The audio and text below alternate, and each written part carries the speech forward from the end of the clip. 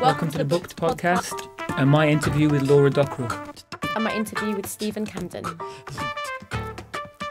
I was a bit of a grunge when I was 13. Really? Yeah.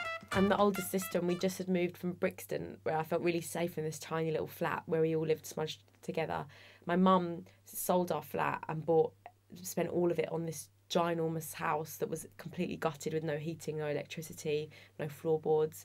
And it was a terrible time for me because I just, not long in secondary school, I was trying to be a grunger. Yeah. And you know how that's that time when you really need to look your best, have new clothes, have everything. And we didn't even have heating or hot water and it was just I remember it being like a really desperate time. I just wanted to be accepted so much. Went to a girls' school. It was intense. It was intense. Some days you just had greasy hair just because you couldn't bear the idea of having freezing cold water on your head in the morning first thing. But then obviously you get to school and everyone's like, your hair's so greasy. And you're like, please. Like, I can't win. Exactly. So that was quite an annoying time. But I think I had my first snog actually when I was 13 with the Irish boy in Ireland. Yeah, quite late. No, early. Really? Where I'm from. But where did you have your first snog? I'm not telling.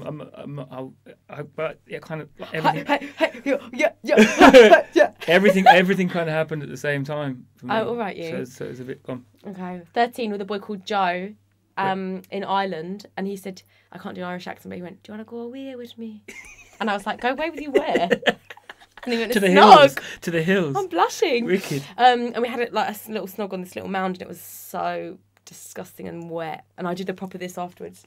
Yo, I was kind of from the start of senior school. I was like hip hop was what I was kind of into. So but at school there was nobody. They were all into, I guess, Oasis and the rest of it. So I basically dress now how I wanted to dress when I was 13, 14. Yeah. And I used to draw. I buy the trainers that I used to draw on pieces of paper and put them on wall. I remember the first time I got kind of paid for writing. I was like, Jordans. And went straight to got the Jordans that way. So cool. So there's a weird kind of, it's so silly, but it felt like right now I can say that it's all right because I've got my own Jordans, mate.